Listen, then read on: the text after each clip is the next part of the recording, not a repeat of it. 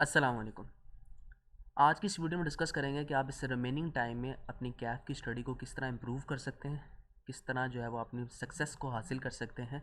क्योंकि इस time main जो आपके सामने चैलेंज है वो यही है कि आप अपनी तैयारी किस तरह करेंगे, रिवीजन किस तरह करेंगे, चीज़ों को हैंडल किस तरह करेंगे। सबसे पहली बात यह कि इस टाइम को यूटिलाइज़ करने के लिए आपके पास अभी भी चांस है। आप अपनी तैयारी को बेटर कर सकते हैं, चीज़ों को जो है वो बेहतर बना सकते हैं और इन चीज़ों को जो है वो अच्छे तरीके से कवर कर सकते हैं। हर वो इंसान जिसने तमाम लेक्चर्स लिए हुए हैं वो इन रिमेनिंग टाइम के अंदर अपने आप को जो है वह कैफ एग्ज़ाम के लिए प्रिपेयर कर सकता है और सक्सेस हासिल कर सकता है अगर उसने तमाम लेक्चर्स लिए हुए चीज़ों को अंडरस्टैंड किया हुआ है। इसमें सबसे पहली चीज़ जो वो है वो आपको ये देखनी है कि आपको अपने आप पर कॉन्फिडेंट होना चाहिए, आपको अपने अपने आप पर बिलीव होना चाहिए और आपको लगता हो आप इन चीज़ों को हैंडल कर सकते हैं, आप कर सकते हैं, तभी जो है वो आप इन चीज़ों को हैंडल कर पाएंगे और लेके चल सकेंगे। देखें, स्टडी के साथ साथ आपको स्मार्ट वर्किंग करना बहुत ज़रूरी है। आपको आई कैप की ग्रिड का पता होना चाहिए, आपको पता होना चाहिए इंपॉर्टेंट पॉइंट्स कौन कौन से हैं, इंपॉर्टेंट एरिया कौन कौन से हैं, इंपॉर्टेंट टॉपिक कौन कौन से हैं।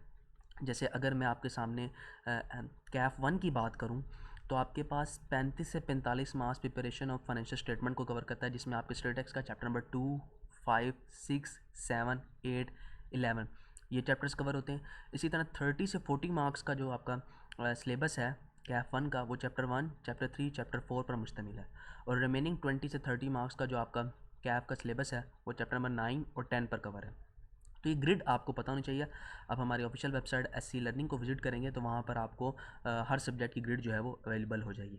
इसी तरह अगर मैं आपसे कैफ टू की डिस्कशन करूँ जो कि हमारे पास टैक्स के नाम से है, यहाँ पर आपके पास आई कैप के स्टेटस के जो पहले 3 चैप्टर हैं ये 5 से 10 नंबर की वेटेज रखते हैं। इसके बाद आपके पास इनकम टैक्स जो है वो 60% की वेटेज रखता है।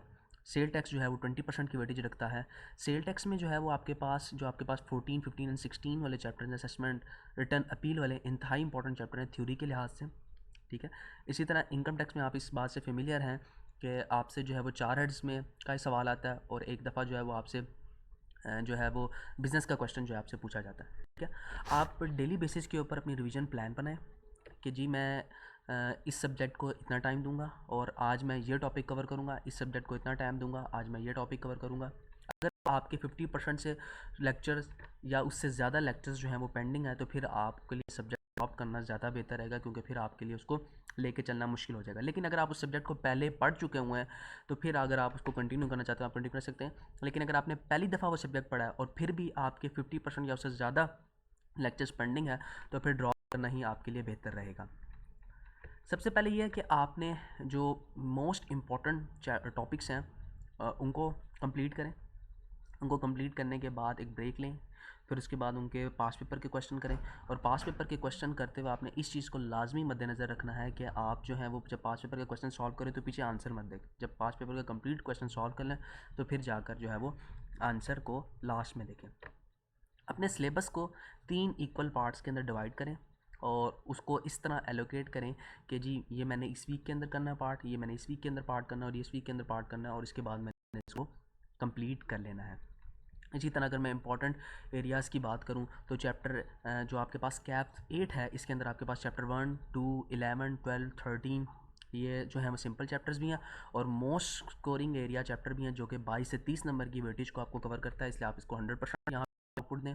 इसी तरह आपके पास जो कैफ है, जो आपके पास FAR 2 है, ठीक है, इसमें आपके पास IFRS 15 न्यूली ऐड हुआ है, इंतहाई इंपॉर्टेंट है, इसको अच्छी तरीके से जो है वो अपना कवर करें। इसी तरह आपके पास जो कैफ 2 है इसमें आपके पास असेसमेंट, अपील, रिटर्न और पहले 2-3 चैप्टर हैं इंतहाई इंपॉर्टेंट, इसको अच्छी तरीके से कवर करें और कोशिश करें कि ज़्यादा से ज़्यादा जो है वो अपना इसके ऊपर आउटपुट दे सकें। एक वीक के अंदर एक दिन ऐसा रखें जहाँ पर आप जितना आपने रिवाइज़ किया है उसको अटैम्प्ट करें, उसको मॉक की फॉर्म में लेके जाएं। अल्हम्दुलिल्लाह ऐसी लर्निंग के प्लेटफॉर्म से आपको मिड टर्म मॉक्स सेशन का जो है वो टेस्ट दिए जा रहे हैं जो कि 7 फेब से स्टार्ट हो रहे हैं। इसके अंदर आपको फर्स्ट हाफ, सेकंड हाफ हर सब्जेक्ट का प्रोवाइड किया जाएगा। उसके बाद आपको जो है वो मिड टर्म और मॉक प्रोवाइड किया जाएगा। अगर आप इसके अंदर इंटरेस्टेड हैं तो आप व्हाट्सएप नंबर के ऊपर मुझसे कॉन्टैक्ट कर सकते हैं। इससे ये होगा कि आपकी प्रिपरेशन मज़ीद जो है वो बेटर हो जाएगी। उसके बाद नेक्स्ट आगे मूव करते हैं। मॉक्स देने से आपको फ़ायदा ये होगा कि आप अपनी गलतियों को हाईलाइट कर सकेंगे और आप देख सकेंगे कि मुझे एग्ज़ाम में अपना टाइम कैसे मैनेज करना है। अगर आप मॉक नहीं देना चाहते, मिड टर्म नहीं देना चाहते, तो एटलीस्ट पेपर में अपेयर होने से पहले 2 से 3 पास पेपर इस तरह आप उसको सॉल्व करें जैसे आप एग्ज़ाम के अंदर बैठ के उनको सॉल्व करें। ये करने की कोशिश जो है वो अपने अंदर पैदा, और उसके बाद अगर आपके पास टाइम बचे तो एग्जामिनर कमेंट लाजमी पढ़ें। कुछ जनरल रिवीजन की टिप्स मैं आपके साथ शेयर करना चाहता हूँ। वो ये है कि आप अपना टाइम टेबल जो है वो एक पूरा बना लें और उसके मुताबिक चलें। अगर आपको लगता है कि आप इसके ऊपर चल सकते हैं तो फिर उस टाइम टेबल को अपने हिसाब से एडजस्ट करें। अगर आपको लगता है कि नहीं जी, बीच में पीएसएल भी मैंने देखना है, तो पीएसएल का टाइम एक सेपरेट रखें और स्टडी का टाइम एक सेपरेट रखें और कोशिश करें कि सुबह 7 बजे से पढ़ना शुरू करें और इसको अपने टाइम तक अपने टारगेट को कंप्लीट कर लें। और फिर जो रिमेनिंग टाइम बचे, अगर आप क्रिकेट के लवर हैं तो फिर रिमेनिंग टाइम अपने क्रिकेट को दे दें।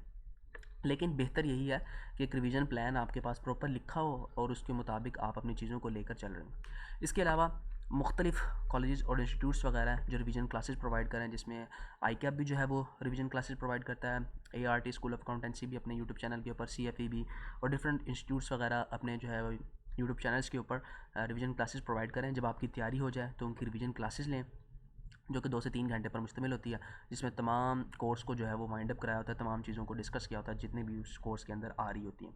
ठीक है, जब से रिवीजन क्लासेस को ले लें, एक दफ़ा खुद रिवीजन करें और उसके बाद पास पेपर का क्वेश्चन कर लें, या किसी भी इंस्टीट्यूट का मॉक दे लें। SC लर्निंग का मॉक देना चाहते हैं उसका दे लें, नहीं देना चाहते तो आप पास पेपर का एक पूरा पास पेपर लें और उसको सॉल्व करें और उसके बाद उस पास पेपर को सोल्यूशन के साथ मैच करके चेक करें।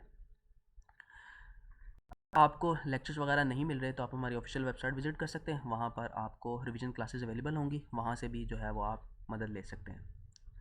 उसके बाद make your schedule according to your own mindset, अपने माइंडसेट के हिसाब से बनाएं जो आपको सूटेबल लगे, उस लिहाज से लेके चलें और पास पेपर के क्वेश्चंस जो हैं वो करें और कोशिश करें कि पास पेपर के क्वेश्चन सिर्फ और सिर्फ अंडरस्टैंडिंग के लिए करें। ये नहीं कि अगर यहाँ पर ये होता तो क्या होता, फलां जगह पे ये होता तो क्या होता, आई क्या पैसे भी पूछ सकता है, क्या पैसे भी पूछ सकता है, तो मज़ीद डिफिकल्ट करने की कोशिश नहीं है।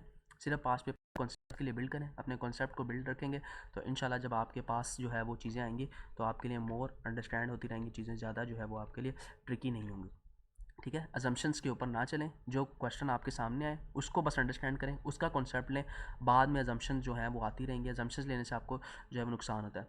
पेपर को सॉल्व करने के लिए जो आपके पास टिप्स होनी चाहिए वही है, अगर आप कॉस्ट का पेपर देने चाह रहे हैं तो एक लाइन छोड़कर जो है वो सोल्यूशन उसका लिखें। उससे फ़ायदा ये होगा कि अगर आपने कोई चीज़ काटनी होगी तो उसके नीचे आप उसको मेंशन कर सकते हैं।